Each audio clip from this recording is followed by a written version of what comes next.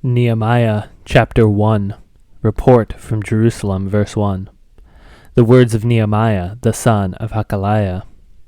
Now it happened in the month of Chislev, in the 20th year, as I was in Susa, the citadel, that Hanani, one of my brothers, came with certain men from Judah, and I asked them concerning the Jews who escaped, who had survived the exile, and concerning Jerusalem.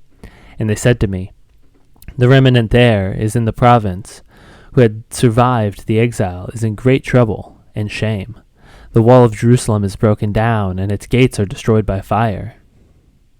Nehemiah's prayer, verse 4. As soon as I heard these words, I sat down and wept and mourned for days, and I continued fasting and praying before the God of heaven.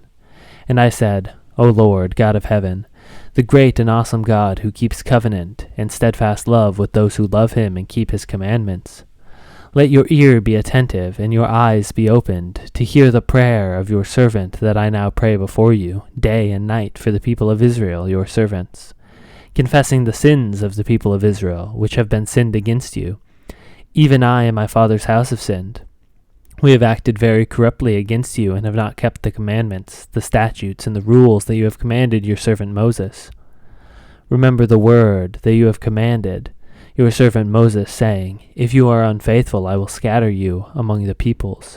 But if you return to me and keep my commandments and do them, though your outcasts are in the uttermost parts of heaven, from there I will gather them and bring them to the place that I have chosen to make my name dwell there. They are your servants and your people, whom you have redeemed by your great power and by your strong hand. O Lord, let your ear be attentive to the prayer of your servant, and to the prayer of your servants who are delight to fear your name.